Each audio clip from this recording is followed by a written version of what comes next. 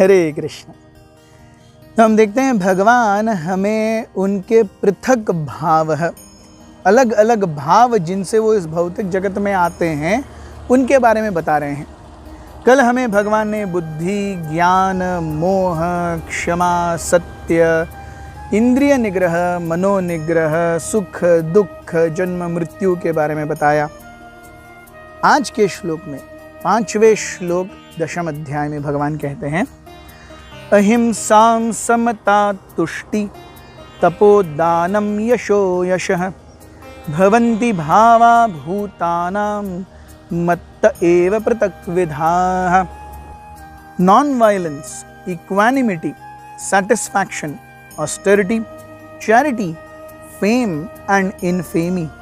All these various qualities of living beings are created by me alone.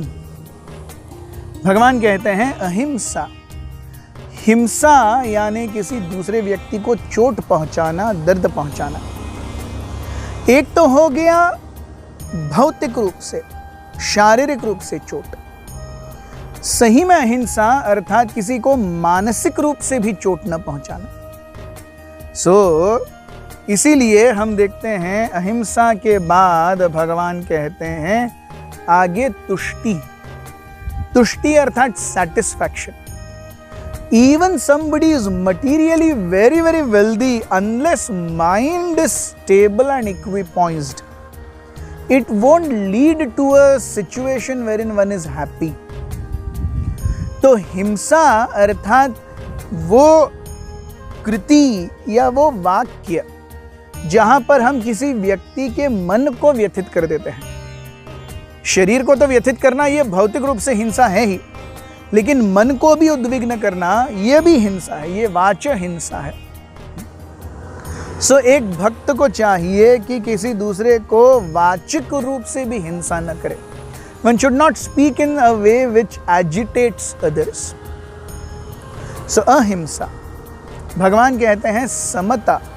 Samta means equanimity.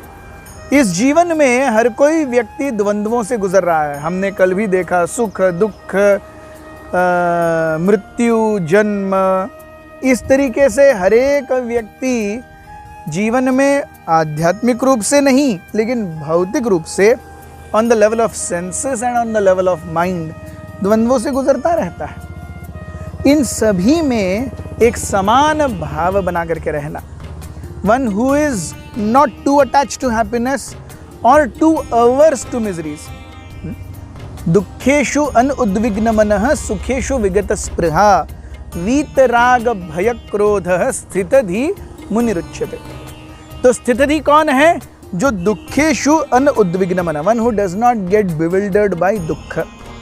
सुखेषु he is not too very happy in happiness.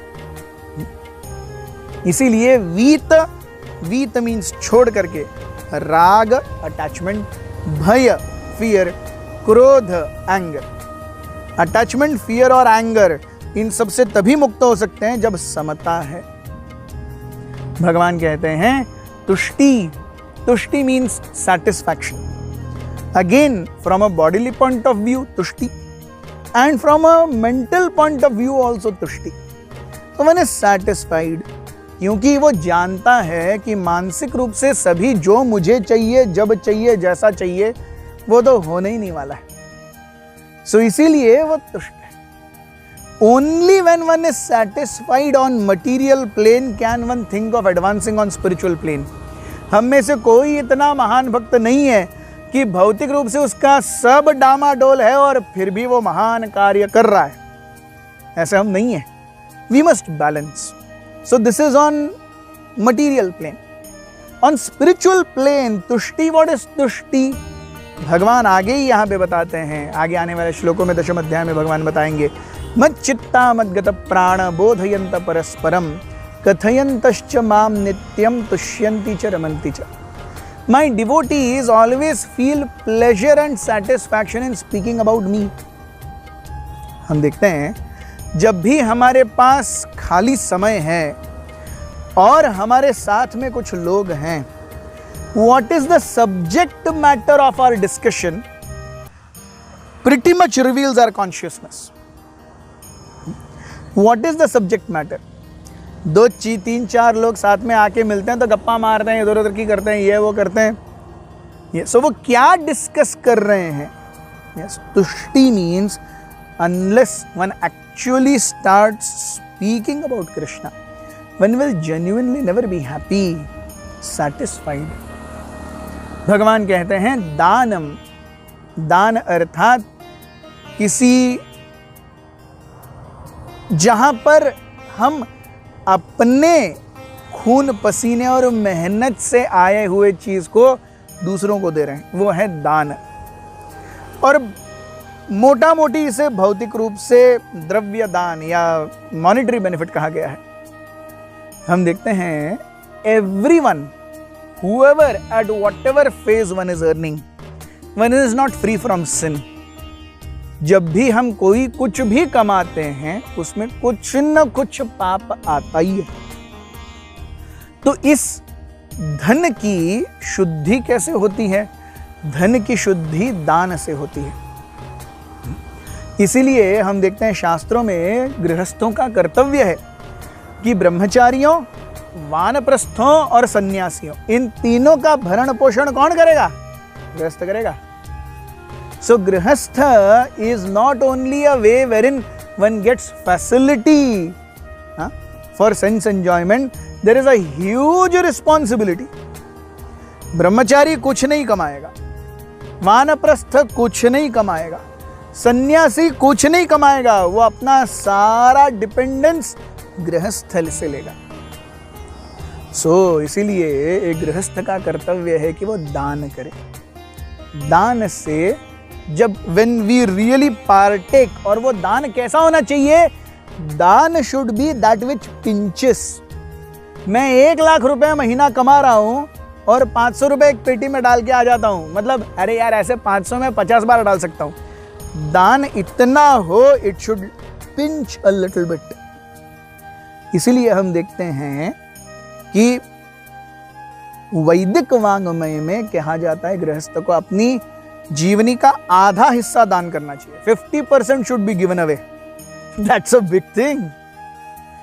But coming to more practical terms, Christianity even says, Christianity has a concept of teething. Teething means whatever you earn, 1/10 of it you give away as charity. So अगर मैं 100 रुपए कमा रहा हूं तो मैं 10 रुपए दान दूंगा, अगर मैं 200 कमा रहा हूं तो मैं 20 रुपए दान दूंगा, अगर मैं 2000 कमा रहा हूं तो मैं 200 रुपए दान दूंगा। So दान should be some quantity which pinches, वो आना चाहिए। Yes. ऐसा नहीं कि हम 2 लाख कमा रहे हैं और 500 रुपए दे रहे हैं। No, that is not is called दान। It is not सशक्त दान। Then यश अयश है, ये तो कर्मों का सिद्धांत है। हर कोई व्यक्ति अपने अपने हिसाब से कहीं ना कहीं पर कुछ ना कुछ कार्य कर रहा है, और जहां पर वो कार्य है वहां पर यश और अपयश होता ही रहेगा। Somewhere will be glorious, somewhere else will be, अरे what is this?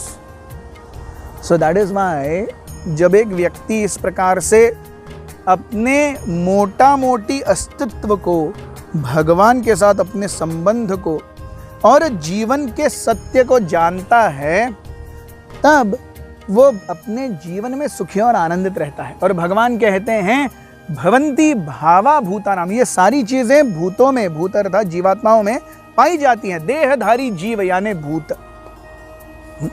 भूत क्या है? देह, वो सूक्ष्म देह हो सकता है, वो स्थूल देह हो सकता है। सो देहधारी जीव यानी भूत, और ये सब मुझसे ही आ रहे हैं। So everything is non dual, in absolute terms, and it is coming from Krishna, he says. And knowing this, one should worship me. This is what Krishna will tell us tomorrow. Be with us. Hare Krishna.